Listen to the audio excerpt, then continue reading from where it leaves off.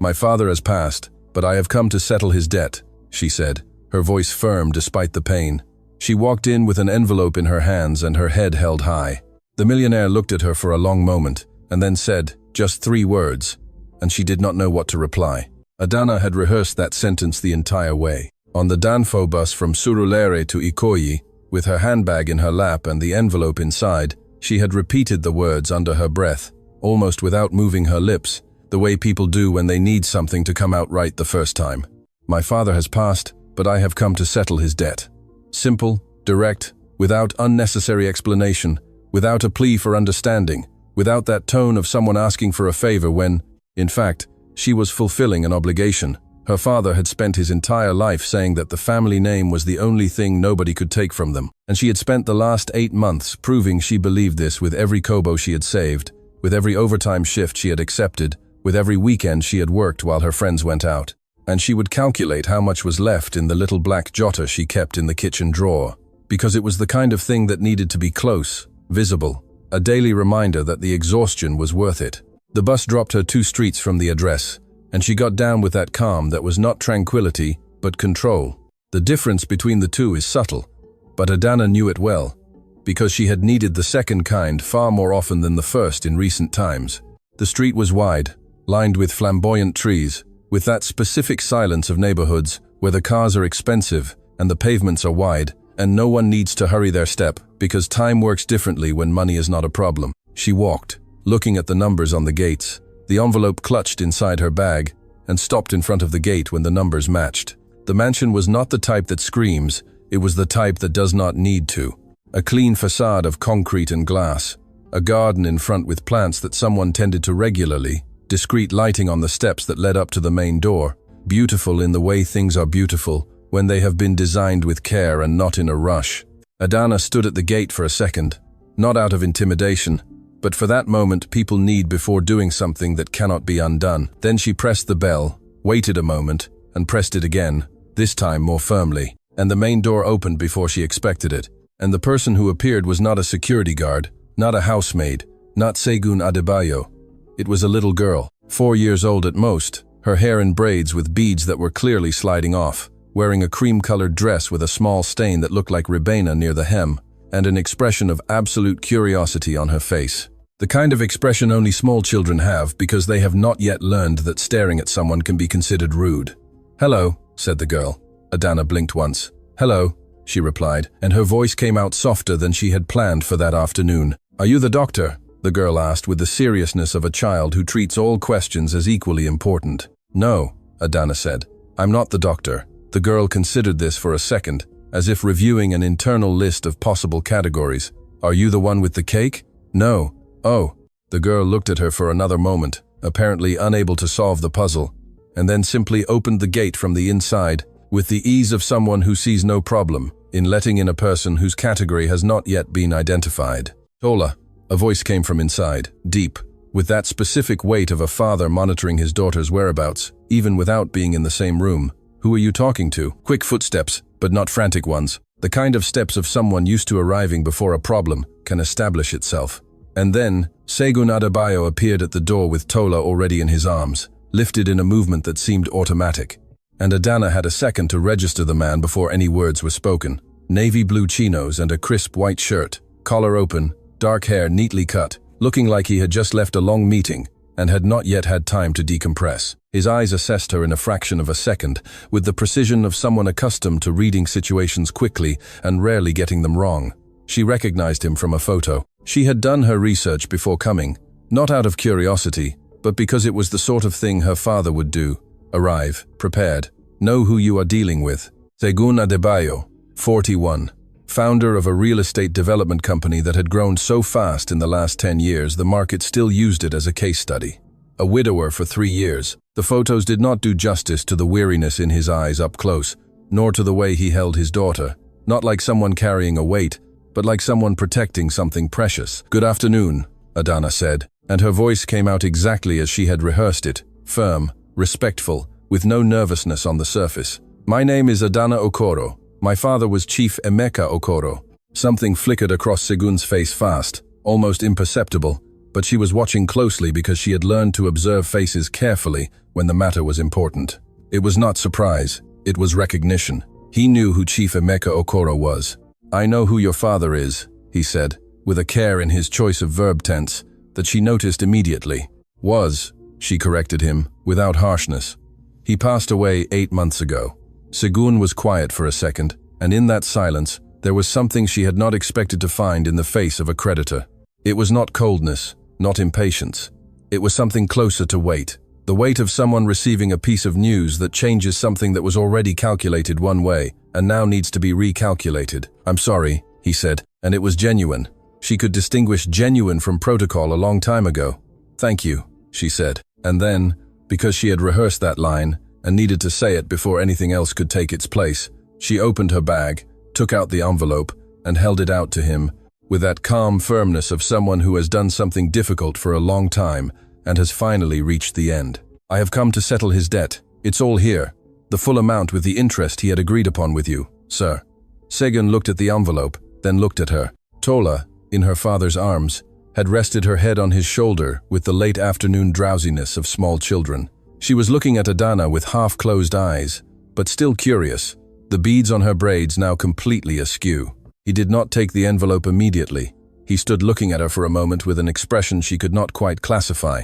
It was not refusal, not hesitation about the money. It was something else, more personal, as if he were seeing something he had not expected to see that afternoon. "How did you raise this amount?" he asked. The question caught her slightly off guard. It was not what she had expected as a first response. "By working," she said. "In 8 months?" he said, not as a question, but as a statement of fact. And in that statement, there was something she could not fully name, but that reached her in a way that was not uncomfortable. "In 8 months, she confirmed, without elaborating, because he had not asked her to elaborate, and because the details of how she had done it were not relevant to the transaction. Segun looked at her for another second. With that expression she was beginning to realize was his way of thinking, concentrated and quiet, not letting everything happening underneath show on the surface. Then he looked at the envelope in her hand, then at Tola, who had finally closed her eyes completely on his shoulder, with that absolute surrender of children who fall asleep where they are when tiredness arrives. And then he returned his gaze to Adana and said the 3 words, with a voice that was neither a command nor an invitation, but had something of both at the same time. "Stay for dinner." Adana stood there with the envelope still extended towards him, her rehearsed line already spoken, and no prepared answer for this, because in none of the scenarios she had imagined on the bus, with her bag on her lap and the words in her head, had she considered that Segun Adebayo would say this. She had considered that he might take the envelope without comment. She had considered that he might verify the amount right there. She had even considered, in a moment of weakness, that she had quickly dismissed as improbable, that he might return it, saying the debt was cancelled with her father's death, which was the kind of thing some people do, and that she had decided not to count on, because counting on something before you know is building on land that might not exist. But those 3 words were not on any list. "Stay for dinner," said just like that, with Tola sleeping on his shoulder and the Lagos evening beginning to change the light behind him, as if it were the most natural thing in the world to offer a meal to a stranger who appeared at your door with an envelope and a rehearsed sentence. She lowered the envelope slowly, not entirely sure why she was doing it, and looked at him for a second with that evaluative expression that was characteristic of her when she needed to understand something before responding. Segun looked back at her, without rushing, without that urgency of someone who needs an answer quickly, and in that lack of hurry, there was something she identified as a characteristic of his, just as the weariness in his eyes and the way he held his daughter were characteristics of his things that reveal who someone is without the person needing to announce it. "Why?" she said.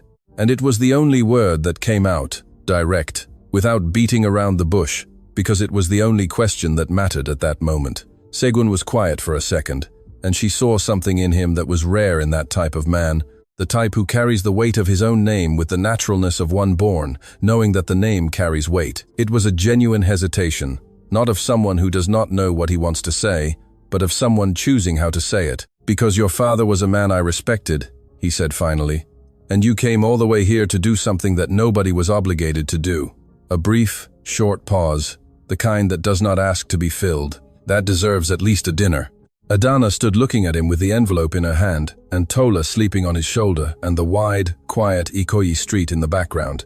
and she felt something she had not felt in the previous 8 months, which had been 8 months of keeping her head down, of accounts in a jotter, and of a weariness she had learned to carry without complaint, because complaining solved nothing.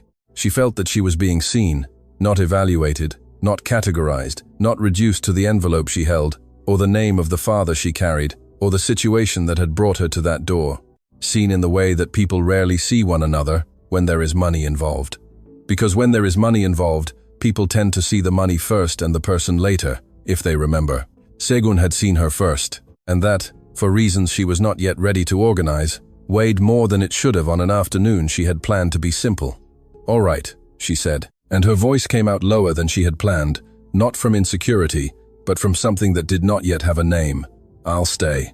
Segun nodded once. With that restraint, she was already learning to recognize as his way of showing things he would not verbalize, and he stepped back from the door to let her in.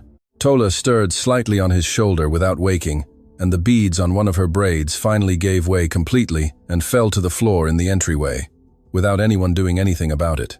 Adana walked through the gate, past the garden, up the concrete steps, and entered Segun Adebayo's mansion, with the envelope still in her hand, and the strange, not entirely unpleasant feeling that this afternoon had ceased to be what she had planned, long before she had spoken her first rehearsed word.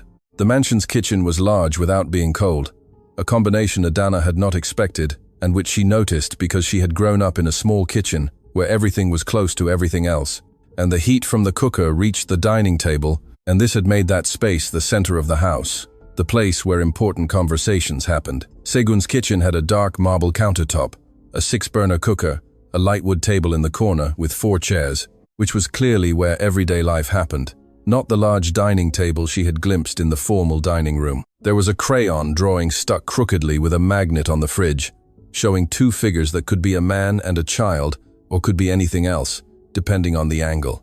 And Adana looked at it for a second before looking at the rest of the kitchen, because it was the kind of detail that says more about a home than the entire architecture. Segun had placed Tola on the living room sofa, with a cushion and a light blanket, before leading her to the kitchen, and she had heard the clatter of pots before she reached the doorway, which surprised her in a way she tried not to let show on her face. "You cook?" she said, arriving at the kitchen entrance with the envelope back in her bag, which she had returned, not knowing quite what to do with the whole situation. Segun was facing away from her, opening the fridge with the naturalness of someone who does it every day, which was probably the case. "Every day," he said, without turning around immediately. "Tola doesn't eat well when someone else cooks." A brief pause as he took things out of the fridge. It takes her time to accept what she doesn't recognize.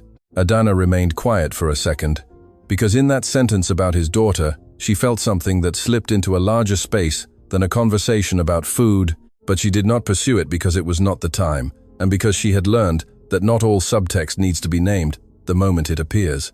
She entered the kitchen, looked around, and pulled out one of the chairs at the table. "May I sit?" she said. "Please," he said, and then, after a second, "You can also help if you want. There are onions to dice." She looked at him for a moment, trying to decide if this was a test or simply his way of being, and concluded it was probably the latter, because there was nothing in his tone to suggest artifice. She stood up, washed her hands at the sink, and he pointed to the chopping board and knife without ceremony, the way people point things out to others who are already part of the house's rhythm. And she thought there was something slightly absurd about this, about being here dicing onions in the kitchen of a man who had been her father's creditor and whom she had met only 40 minutes ago. But the absurdity had a strangely comfortable texture that she decided not to question. They worked in silence for a few minutes, he at the cooker, she at the board. And in that silence, there was something that was not heavy, which is the mark of a good silence, the kind that exists between people who do not need to fill the space to prove they are present. Adana diced the onion with the efficiency of someone who cooks out of necessity and has learned to be quick, and Segun sautéed with the attention of someone who cooks by choice and has learned to be careful, and the 2 rhythms shared the same kitchen without clashing. It was he who spoke first, without turning his face from the cooker. With that voice she was beginning to associate with the moments when he said something he had thought about before saying, "Your father came to see me 2 years ago," he said. "He needed an investment to keep his business running. It was a printing press, if I remember correctly." Adana continued dicing. It was. He'd had the press for 23 years. A pause. When the market changed, he tried to adapt, but the cost of modernizing the equipment was high, and the banks wouldn't give him a loan. He looked for other options. Segun was silent for a moment, stirring the pot with an attention that was not inattention to the conversation. It was both at the same time. I met your father at a meeting of a business group we both attended. He was the kind of man who walks into a room, and you know he has a story. Not everyone has that. Adana stopped dicing for a second, just one, and resumed. He did, she said, and her voice came out whole, without cracking, which was a small victory, she noted mentally. How much did you know about his financial situation? Segun asked, and in the question, there was a care she recognized as the difference between curiosity and intrusion. That care people have when they want to know something but respect the other person's right not to answer. I knew enough, she said. He didn't like to worry us, but the numbers show. You learn to read them even when no one shows them to you. Segun nodded once, slowly, without commenting, and she continued. When he fell ill, things accelerated. The business couldn't survive without him at the helm. We sold the equipment to pay the most urgent debts. And when he was gone, what was left was the debt to you, sir, and a few smaller ones that I had already cleared before coming here. Segun turned off the heat for a second and turned to face her with an expression she had not yet seen on him, an expression without layers, direct, the kind that appears when someone hears something and feels it before they have time to organize the feeling. You cleared all of that on your own? It was not a question. It was his name, she said simply, and now it is mine too. Segun looked at her for a moment with that expression she was learning to recognize as his way of processing something that had arrived in a place that was not expecting visitors. Then he turned back to the cooker without saying anything, and in his silence, there was something that was not coldness, it was respect, the kind that does not need words, because words would diminish it. Adana pushed the diced onion towards him on the board, and returned to her chair, looking at the crooked drawing on the fridge, while the smell of sautéing onions filled the kitchen with that specific warmth of home-cooked food, which is completely different from anything else, and which she had not felt since she had closed up her father's house. Tola appeared at the kitchen door 15 minutes later, her hair even more disheveled than before, with the blanket dragging on the floor behind her, and an expression of someone who has just woken up and is taking inventory of the world to decide how she feels about it. She saw her father at the cooker, registered it, turned her face to Adana, and stared for a second with that silent assessment she had already experienced at the door. You stayed, Tola said, her voice still hoarse with sleep. I stayed, Adana said. Why? The girl asked with the absolute objectivity of children, who have not yet learned that some questions people prefer not to answer. Your father invited me for dinner, Adana said. Tola processed this seriously. He does that, she said, as if providing relevant contextual information. He invites people for dinner. Adana glanced at Segun, who had his back to them, but from the set of his shoulders, she got the impression he was containing something that was not exactly a smile, but was in the same family. Is that so? She said. Sometimes, he said without turning around. Tola dropped the blanket on the chair next to Adana's and climbed onto it with the ease of someone who does not ask permission to occupy space, because she has not yet learned that space needs to be requested. And she sat beside her, her feet dangling because they did not reach the floor, and looked at the cutting board that was still on the table. You cut the onion? She said. I did, Adana said. I cry when I cut onions, Tola said with a gravity that suggested this was a serious limitation she had accepted with resignation. Everyone cries, Adana said. My daddy doesn't cry, Tola said. Segun paused for a half-second at the cooker, imperceptibly, and resumed. Adana looked at the girl with that expression she knew how to control in public, but found difficult to hold when the situation came as a surprise. Fathers are sometimes like that, she said with a gentleness that came from a personal place she was not going to name there, strong in the kitchen. Tola considered this seriously, and apparently found it satisfactory because she nodded once and fell silent, swinging her feet. The dinner was ready, as the light outside finished changing to that deep purple of a Lagos night closing in. And Segun served the three of them with a domestic efficiency that she observed with that attentiveness that was the mark of her way of being, registering details that said more than people usually realize they are saying. He knew where everything was without looking. He served his daughter with the anticipation of a father who knows preferences before they are spoken, and in the way he organized the table, there was a care that was not performance, it was habit. The kind of habit built when someone decides that the small things matter and maintains that decision every day. The three of them sat, Tola in the middle, with the blanket still on her lap, and, for a moment, nobody spoke. The kind of silence, at the beginning of a meal that has its own rhythm, "Do you live far?" Tola asked, breaking the silence with the naturalness of someone who does not notice they have been quiet. "Surulere," Adana said. "I know it," Tola said with an authority that made Adana look at her with disguised surprise. "You know Surulere?" she said. "My daddy took me once to see the street art," Tola said. "The big ones on the main road." "In Ikea," Adana said. "Yes." Tola pointed her fork at her in a gesture that meant exactly that. There was one of a giant lion. Segun looked at his daughter with the expression of a father observing his child interact with someone and registering what he sees without interrupting. There was something in his gaze, in the way he watched Tola talk with her, that reached Adana in a way she had not expected and that she did not try to name, because naming things in a hurry is the quickest way to misunderstand them. When dinner was over, Tola had fallen asleep again in her chair, this time on her side, with her head on the table, and the blanket wrapped around her neck in a way that looked uncomfortable, but clearly was not. And Segun lifted her with that same automatic movement as before, as natural as breathing, and said softly that he was going to put her to bed and would be right back. Adana remained at the table, looked at the plates, and began to clear them without much thought, because that is what you do when you have dinner at someone's house. She was at the sink with the tap running when he returned and stopped at the kitchen entrance, looking at her with an expression she did not have time to read completely before he spoke. "You don't have to do that." "I know," she said without stopping, "but I've already started." He stood at the entrance for a second, and then came in, picked up a dish towel, and stood beside her, drying what she washed.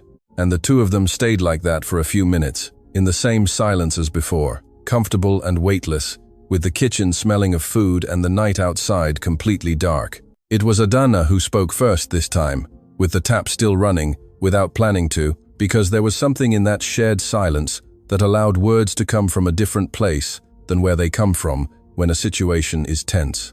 "You never told me if you accept the envelope, sir." Segun was quiet for a second with the dish towel in his hand. "Segun," he said. She looked at him. "Call me Segun," he said. "Sir makes me feel like I'm in a board meeting." Adana looked at him for a moment, and then turned back to the tap, with a lightness she had not planned to feel when she had left her house that afternoon, with the bag and the envelope and the rehearsed sentence. "Segun," she said, testing it. "The envelope." He folded the dish towel, placed it on the counter, and looked at her with that direct expression she had seen before. "Tomorrow we will talk about the envelope," he said. "Today you came from far. You had dinner, you washed the dishes. For one night, that is enough." Adana turned off the tap, dried her hands, and stood looking at him for a second, with that feeling that had arrived earlier and continued without a name, but was becoming clearer at the edges, like when a shape starts to appear in a developing photograph. She had arrived that afternoon to close an account and leave, and she was standing in Segun Adebayo's kitchen at 9 p.m., with the smell of dinner in the air and the impression that this was not an end, but a beginning of something she still did not know how to name, but which did not feel at all like something that should be avoided. Adana had not planned to go back. That was the truth she faced the next morning, sitting at the table in her small kitchen in Surulere, with her tea getting cold in the mug, and the black jotter open to the last filled page, the one where the final number was crossed out with a horizontal line because it had been paid. And a debt paid is a debt closed. That was how her father had taught her.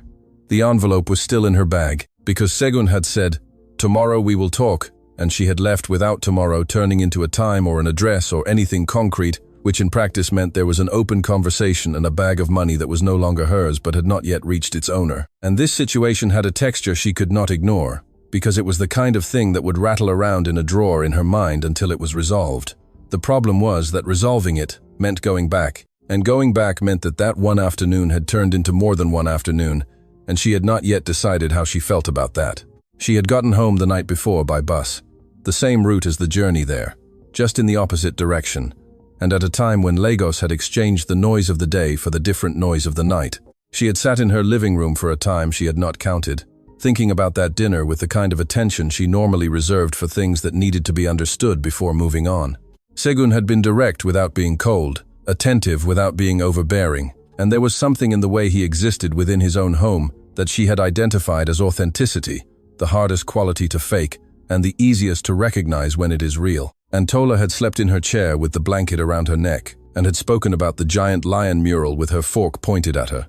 And these two things together had reached a place that Adana had not anticipated needing protection, because she had not anticipated any of it reaching any place at all. Her phone vibrated on the table, A number she had not saved. A short message. Segun Adebayo. Do you eat breakfast? Adana stared at the screen for a moment with the tea still cooling in her mug. Then she looked at the open jotter, at the horizontal line over the final number, at the bag hanging on the chair with the envelope inside, and replied, I do. Why? The reply came quickly, faster than she had expected, because Tola asked if you are coming back today, and I didn't know what to answer. Adana read that twice. There were several ways to interpret a message like that, and she was the type of person who preferred not to interpret when she could simply ask. But there was something about that specific sentence, about the fact that he had put Tola first instead of directly saying he wanted her to come back, that she recognized not as evasion, but as his way of being honest without exposing himself more than the situation required.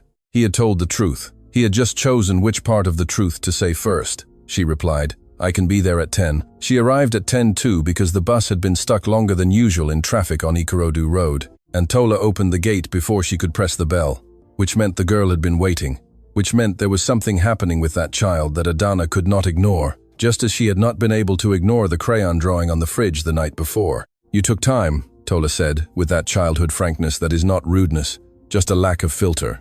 2 minutes, Adana said. It felt like more, Tola said, then turned her back and started walking towards the house with the blanket dragging on the floor behind her again. And Adana followed, with the feeling that she was being led by someone who knew exactly where she was going. Segun was in the kitchen again, this time not in formal clothes, but in simple trousers and a t-shirt, which made him look different from the man at the door yesterday, in a way she noticed before she could ignore it. There was freshly brewed coffee, a bowl of hot puff-puff that had clearly just come out of the pan, and a mug already set aside that he pushed towards her when she entered, without asking if she wanted any, because she had said she ate breakfast, and that had been enough information. Thank you, she said, sitting in the same chair as yesterday, as if there were already a chair for her in that kitchen, a thought she quickly filed away without examining. Did you sleep well? He said with that direct voice that wasted no time on conversation, that led nowhere, but was also not curt, just efficient. Well, she said. You?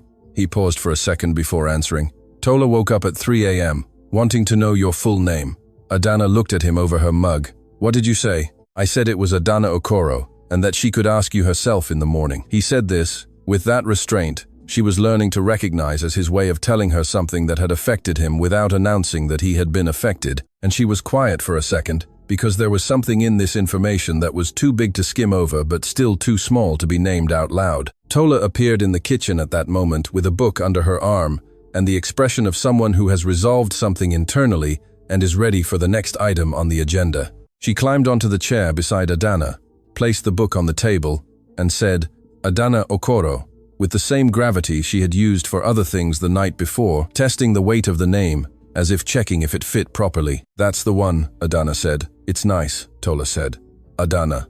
She repeated it once more, as if underlining a new word. My grandmother is from Anambra, Adana said, because Tola had made the comment with a seriousness that deserved a real answer. It was she who chose it. Tola processed this with attention. You have an Anambra grandmother and you live in Lagos. I was born in Lagos, Adana said, but I spend every December in the village, or I used to, before. Tola opened the book to a page marked with a felt elephant bookmark and fell silent. And Adana understood that before had been heard and filed away, but that the girl had decided not to pull on that thread right now, which was an emotional sophistication she did not expect to find in a 4-year-old, but which made sense given the father she had. Segun sat on the other side of the table with his own mug, and the three of them were silent for a moment. Tola reading, the two adults drinking their coffee.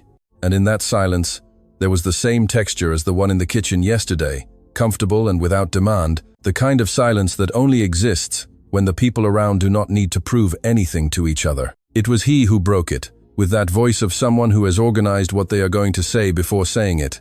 About the envelope, he said. Adana put down her mug. Yes, about the envelope, she agreed, because that was why she had come back, or at least that was what she had told herself on the bus. Segun looked at his hands for a second, not out of embarrassment but out of organizing his thoughts, and then looked at her directly. Your father and I had an agreement. The amount he borrowed, the term, the interest, all discussed and recorded, but 6 months ago, when I heard he was ill, I went to him to say that the term was suspended while he was getting treatment. Adana was quiet. This she did not know. He didn't tell me that. Segun nodded once, slowly. He said he wouldn't. He said a debt is a debt, regardless of circumstance, and that when he got better, he would pay as agreed. A pause. He didn't get better. Adana looked at the table for a second, just one, and then back at him. That's why I came. Segun looked at her with that unlayered expression she had seen the night before. And this time she looked back without looking away, because there was something in that gaze that she was tired of pretending did not affect her. The money you saved, he said carefully, was based on the original amount, plus interest. She nodded. The agreement I had with your father provided for a lower interest rate than the one you calculated, he said. You paid more than you owed. Adana was still for a second. How much more? Segun stated the figure, and she did the calculation quickly because she had always been good with numbers. It was her father's legacy, and the result was a sum that represented a little over 2 months of what she had saved. So you owe me a portion back, she said, and her voice came out direct, without embarrassment, because money that is yours, regardless of who is on the other side of the table. Exactly, Segun said, and then, before she could reply, but I won't deposit it into your account without you giving me your bank details. And to give me your bank details, you'll need to stay for another 10 minutes. And in 10 minutes, the puff will get cold, and that would be a waste. Adana looked at him for a second with an expression that was both evaluative and slightly amused. And there was something in that combination that she had not felt on her own face in a long time. You used puff as an argument? I did, he said, without defending himself. Did it work?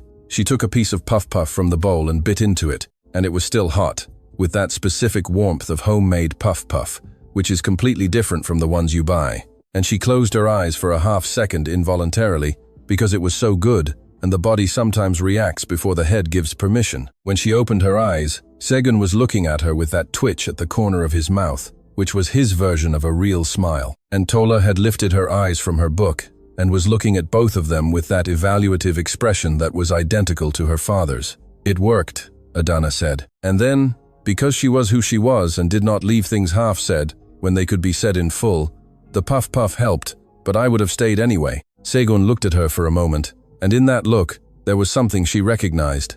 And recognizing it startled her slightly, because it was too soon to recognize that, and she knew it. But knowing did not erase the recognition, it just put it in context. Tola returned to her book with the quiet satisfaction of someone who has watched something they expected to happen. And Adana finished her coffee and stayed in that kitchen for more than 10 minutes, much more, and all the puff was eaten.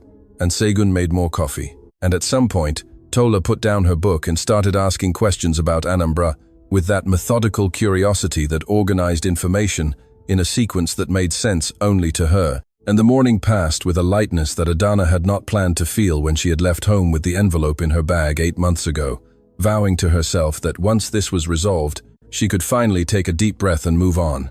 She was taking a deep breath.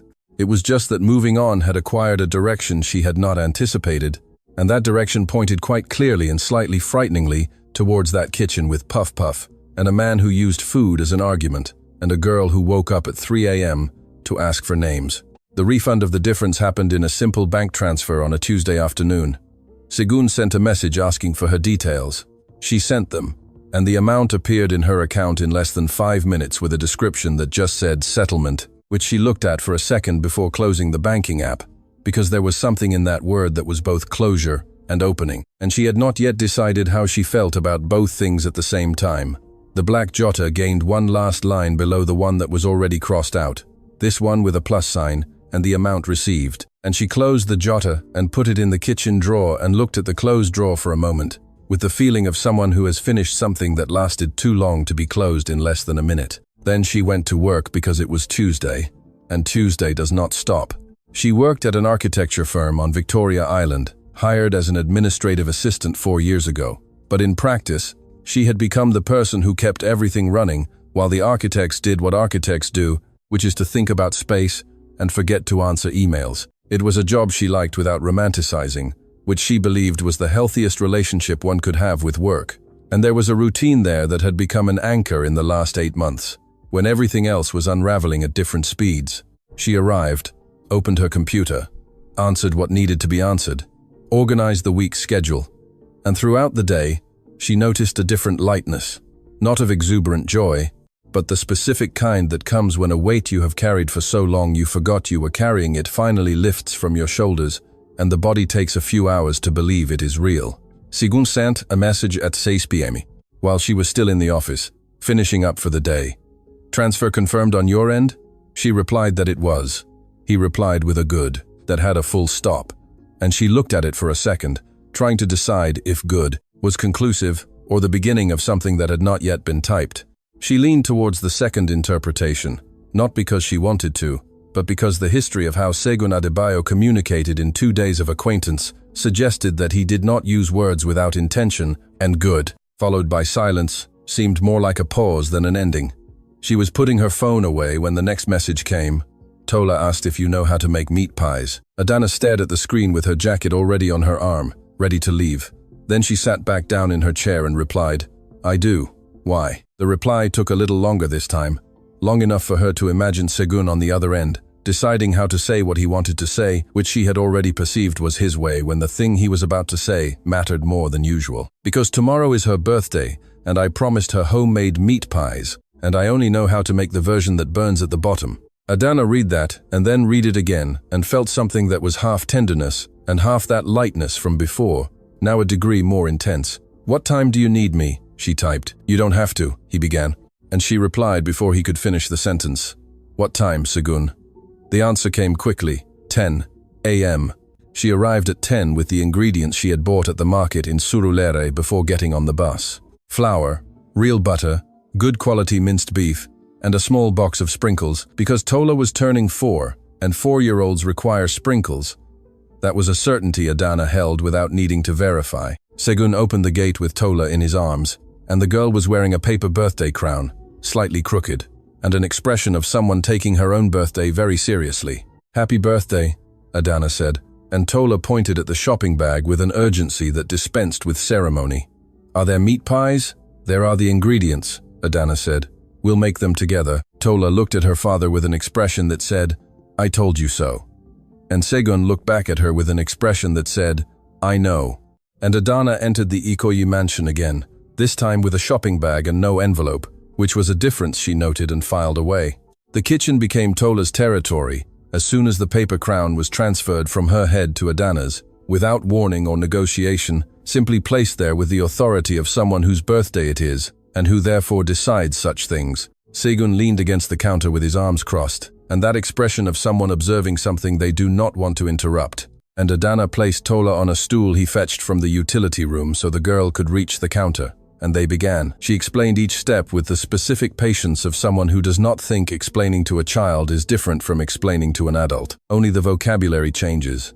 And Tola listened with that concentrated attention she had seen before, which was a clear inheritance from her father. The flour went into the bowl, the butter rubbed in, the filling sautéed with onions and carrots because they had to be in there. And Tola needed to know this, and the oven was preheated, because a rushed meat pie is a ruined meat pie. Another thing Tola noted with seriousness. Who taught you? Tola asked while trying to crimp the edges of the pastry with a fork that Adana held along with her to keep it steady. My grandmother, Adana said. The one from Anambra.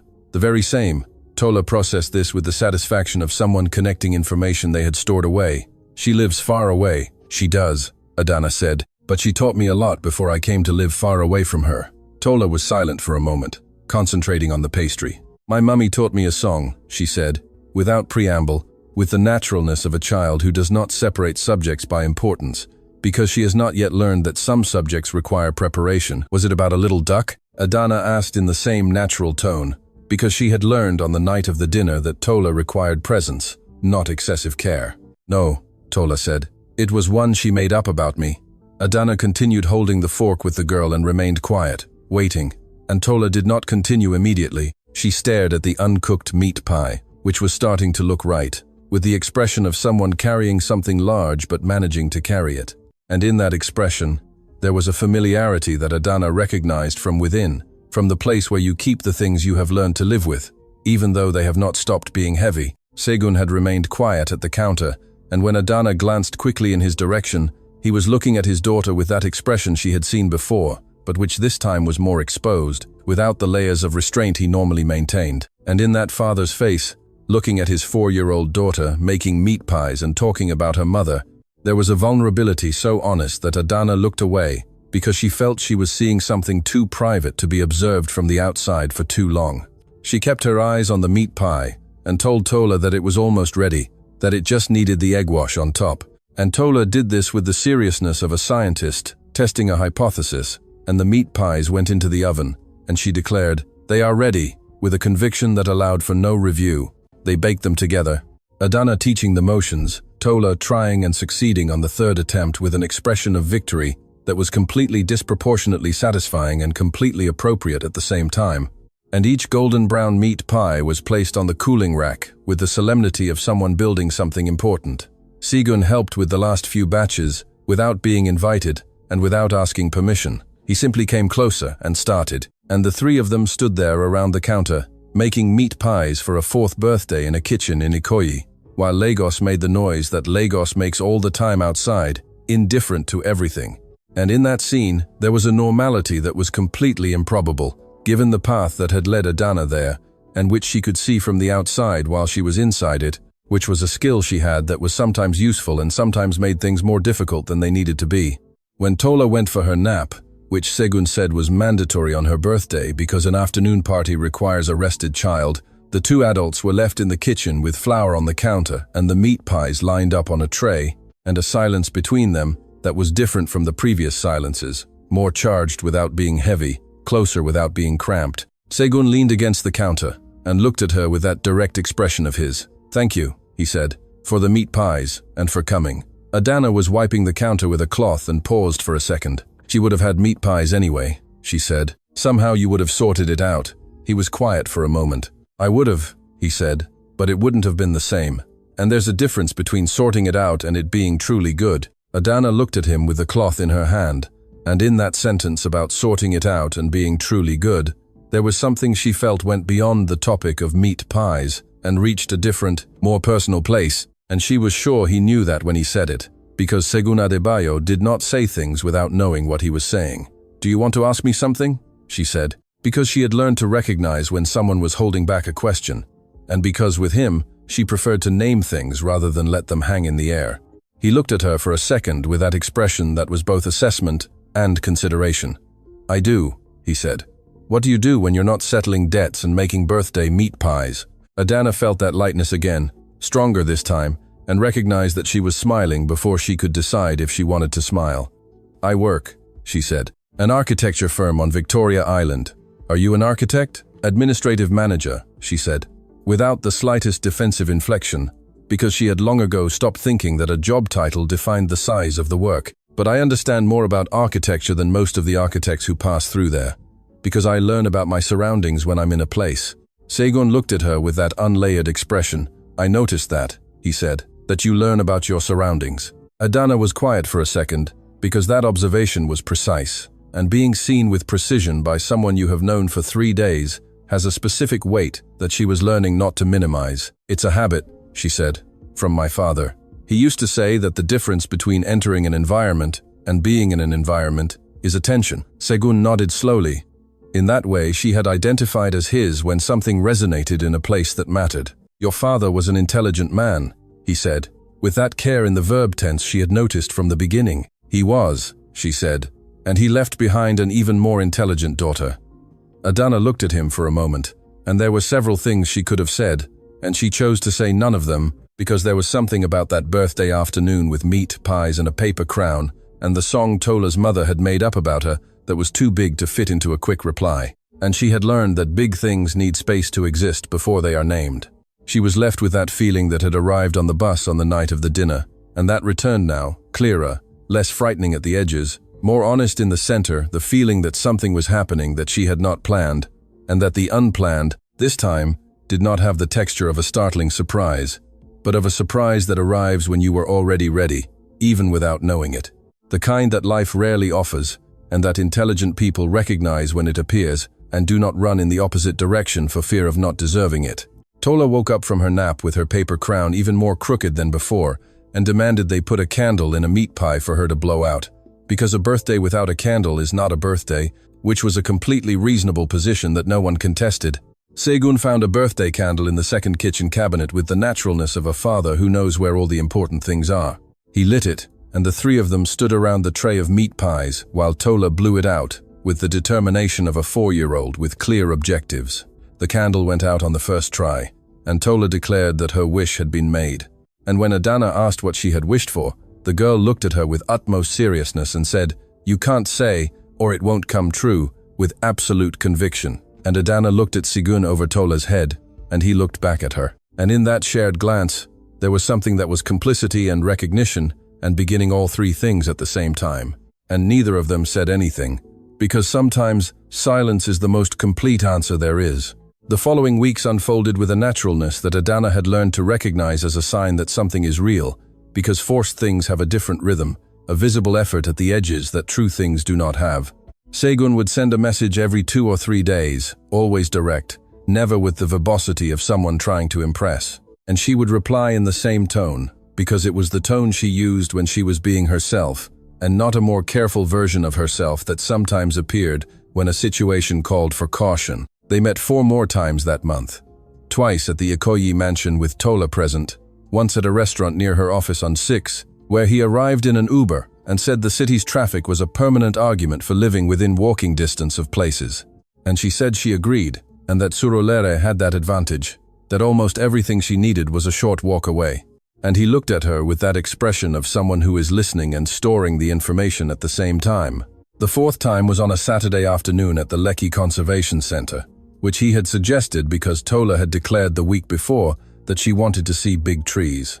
And the Lekki Conservation Center offered big trees with a generosity that the city rarely demonstrated in other aspects. Tola had spent 40 minutes that Saturday hugging a massive silk cotton tree she had chosen near the entrance, with the precision of a child who knows what she wants, without needing to explain the criteria. And Adana had stood beside her, explaining that the tree was probably older than Tola's great-grandmother's great-grandmother.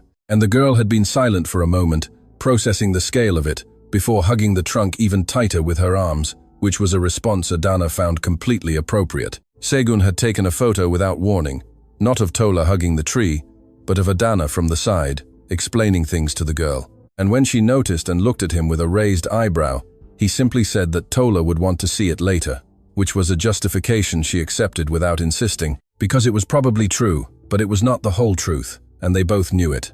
On the way back from the center, Tola had fallen asleep in Segun's arms on a bench near the exit. Suddenly, in the abrupt way small children fall asleep when their bodies decide it is time, regardless of where they are. And they sat there for a while, in no hurry to leave, with the sound of the Lekki-Epe expressway reaching them, muffled by the green of the reserve. And it was on that afternoon that Segun spoke about Funke for the first time, not with the careful construction of someone preparing to tell a difficult story. It was natural. It came out in the middle of a conversation about Tola, and how the girl had started asking questions about her mother more frequently in recent weeks. Questions he always answered with honesty, because he had decided from the beginning that honesty was the only way to do it without causing more hurt than there already was.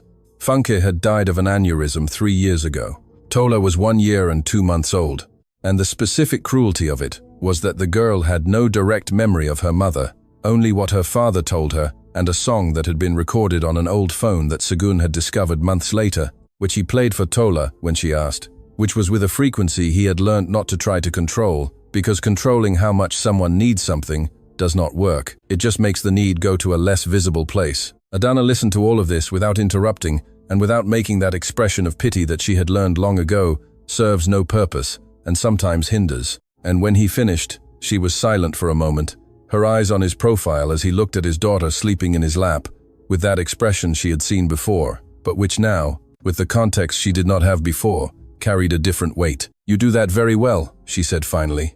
Segun looked at her. "What? Carry both things at the same time," she said. Her absence and Tola's presence, without letting one erase the other. He was quiet for a second, and she saw something in him that was rare, the expression of someone who had heard something that precisely described something he had never been able to describe to himself. "I don't know if I do it well," he said. "I just know I do it every day." Adana nodded once, slowly. "That's the same thing," she said. There was a silence between them after that, which was different from the previous silences, deeper, more personal, the kind that exists when two people have arrived together at a place that neither had planned to reach that day.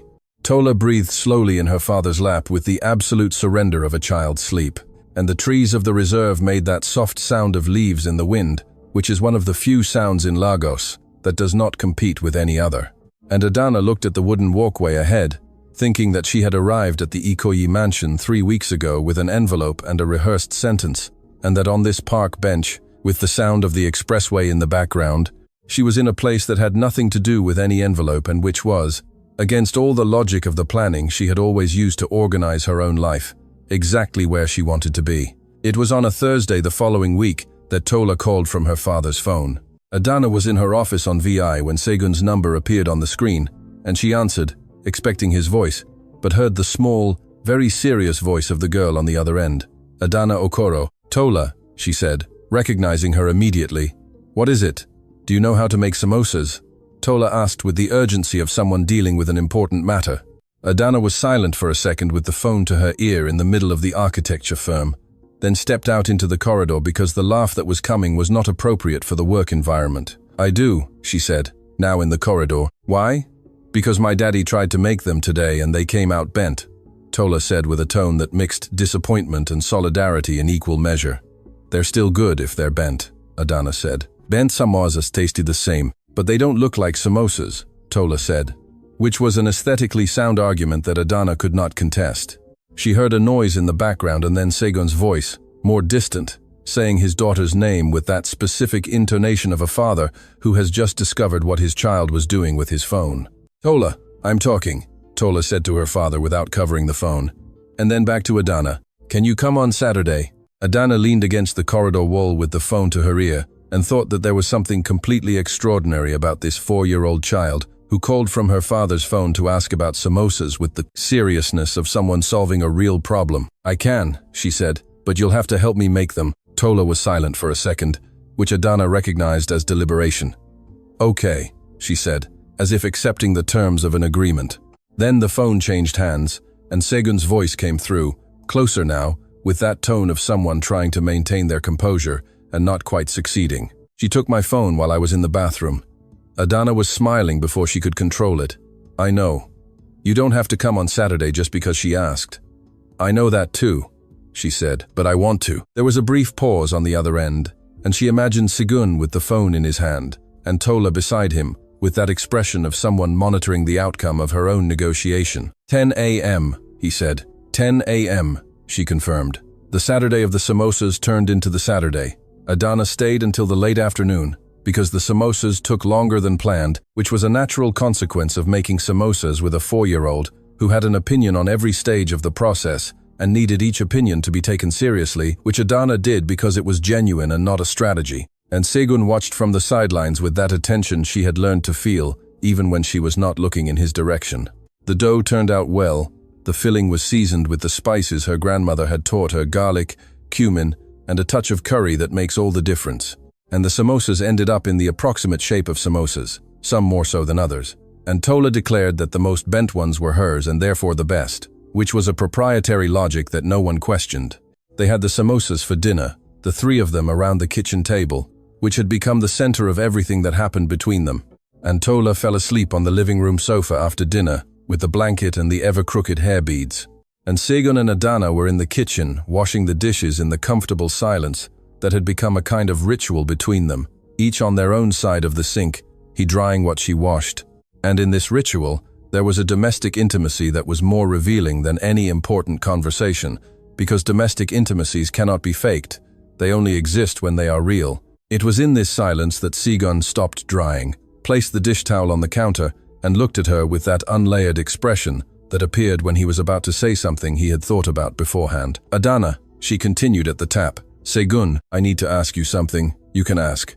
She turned off the tap and looked at him, because when Segun said he was going to ask something, it deserved full attention. She had learned that. He was silent for a second, not out of hesitation, but out of choice. That pause, that was his hallmark when the subject mattered. "What is this to you?" Adana was quiet. She knew what this was. It was not ambiguous, but she was silent for a moment. Not because she did not know how to answer, but because she wanted to be sure that the answer that came out was the true one and not a safer version of the truth. "It's something that was not in my plans," she said finally, "and that I have stopped trying to ignore, because ignoring real things is a waste of energy that I don't have." Segun looked at her with that expression that had become familiar, and that still reached her with the same force as the first times. "That is the most honest answer anyone has ever given me to that question," he said. "It's the only one I know how to give," she said. He was quiet for a moment, and then, with that naturalness that was characteristic of his meaningful gestures, he walked over to her and stood at a distance that was not too far and not too close, but was different from all previous distances. He looked at her closely with that complete attention he had and said, "I also stopped trying to ignore it," with a voice that was lower than usual but completely firm, without retreat. And in that firmness, there was something Adana recognized as the rarest thing that exists in a human being. The courage to tell the truth when the truth exposes you, and you say it anyway because it is more honest than any protection you could build around yourself.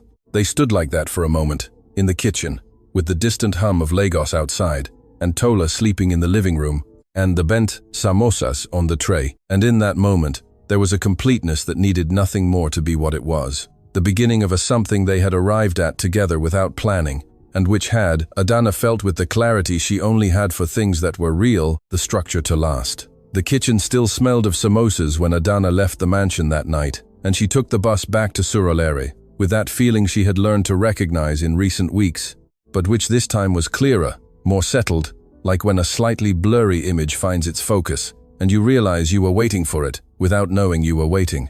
Segun had said, "I also stopped trying to ignore it," with that firm, unwavering voice.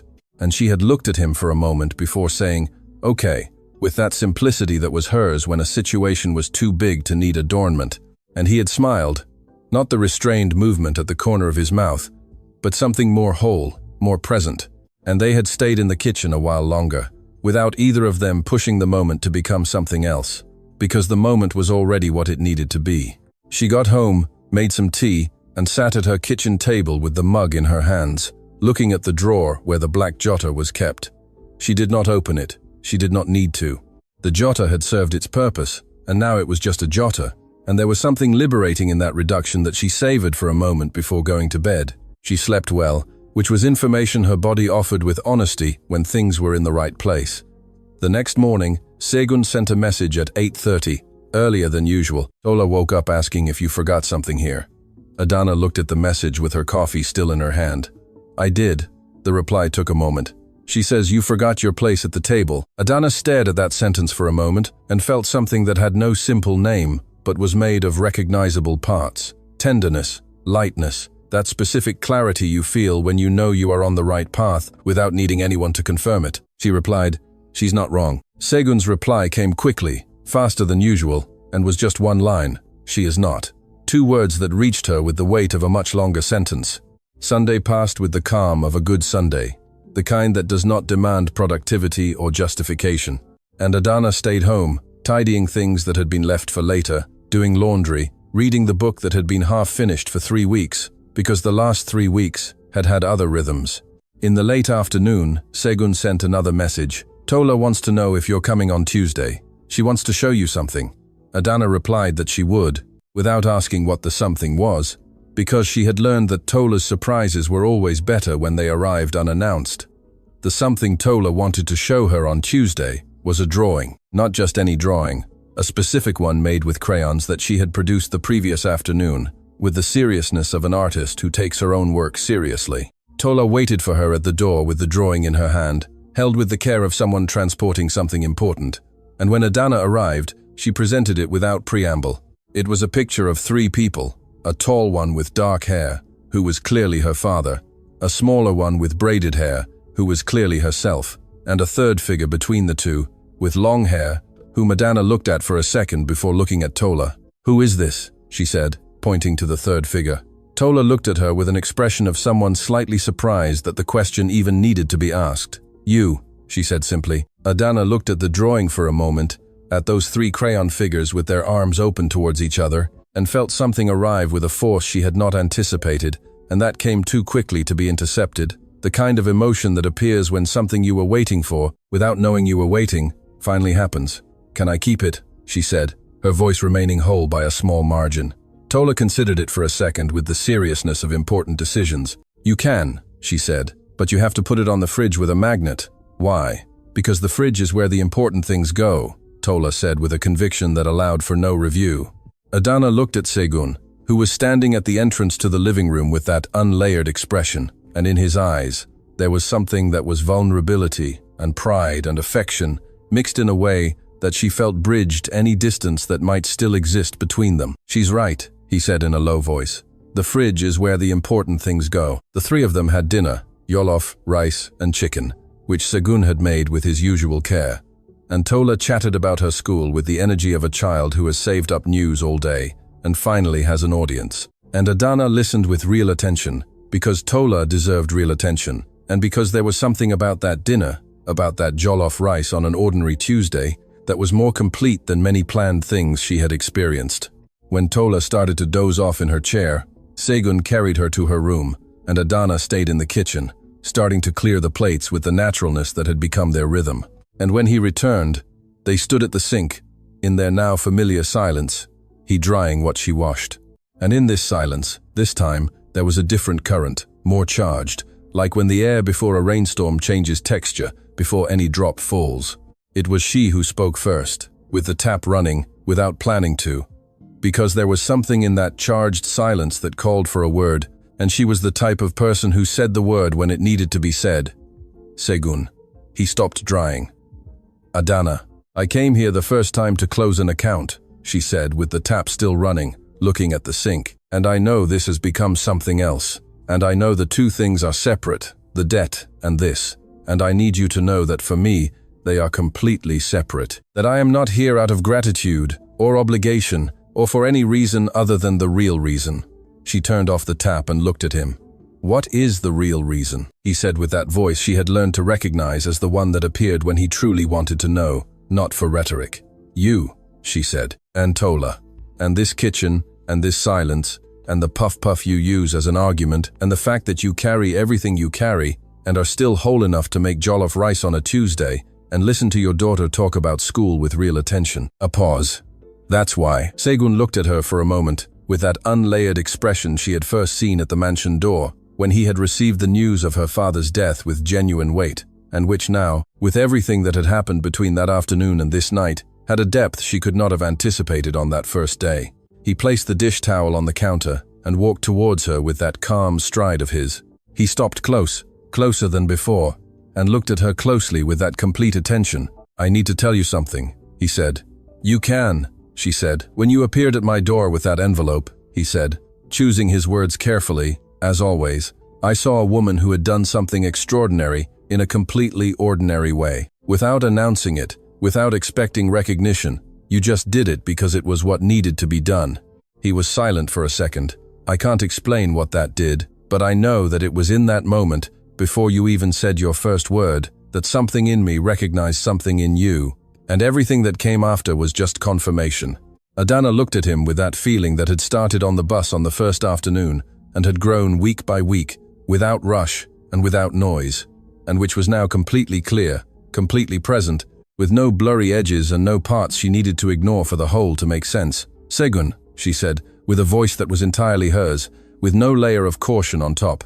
I recognized it too. He took her hand with that naturalness that was the hallmark of their meaningful gestures, without announcing it, without making the moment bigger than it needed to be, because the moment was already big enough on its own. And they stood like that for a moment, in the kitchen with Lagos outside, and Tola sleeping in her room, and the crayon drawing still in Adana's hand, which she had brought from the living room without realizing it. "The drawing," he said, looking at the paper in her hand.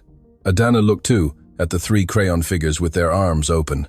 "Tola said, I have to put it on the fridge with a magnet," she said, "because the fridge is where the important things go." Segun looked at her for a second with that smile that was whole, that reached his eyes, and walked to the fridge.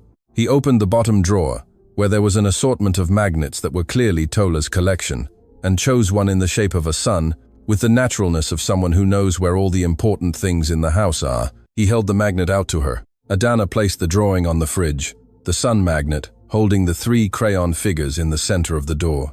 And the two of them stood looking at it for a moment, side by side, with Segun's shoulder touching hers, with the lightness of someone who has arrived at a place and recognizes that it is where they are supposed to be. Tola appeared at the kitchen entrance at that moment, with her blanket dragging and her hair beads crooked, and her eyes half closed like a child who has woken up for a reason that sleep has not yet resolved.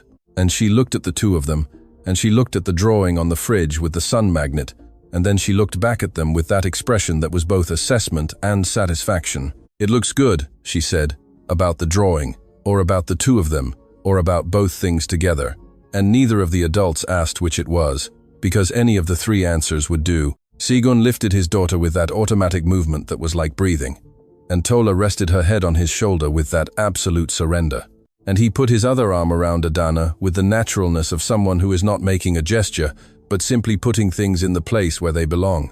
And the three of them stood like that at the kitchen entrance, with the drawing on the fridge and the sun magnet, and Lagos lighting up outside as the night arrived, the way good nights arrive, with no one wishing it were any different. Adana looked at the drawing one last time, at the three figures with their arms open, and thought that she had left her house weeks ago with an envelope and a rehearsed sentence, and the conviction that closing that account was closing a chapter, and that what she had found on the other side of that door was not an ending, but an opening, the kind that life offers when you do the right thing for the right reason, and the universe, in its unsentimental and completely unpredictable way of working, offers something back that you had not put on the list because you did not know it existed. It was not perfect, it was true. And true, she had learned from her father and had confirmed with life, has a resilience that perfect will never have. "Stay," Tola said sleepily, without opening her eyes, the word coming from that place between sleep and wakefulness where children say the truest things. It was not a question, it was a declaration. Adana looked at Segun, who was looking back at her with that peace she had learned to recognize in him as the most honest version of what he felt, and said, "I'll stay," with that simplicity that was hers for the things that were right. And the smile Segun gave was the same one from the meat pies and the conservation center and the kitchen with the dish towel, only this time it was bigger, deeper, the kind that appears when someone hears exactly what they were hoping to hear and realizes they had been hoping for longer than they knew. The three of them stood like that as Lagos finished turning on its lights, and the night closed in, over Ikoyi and over Surulere, and over everything that lay between the two neighborhoods, which was less of a distance than it seemed when you have the right direction.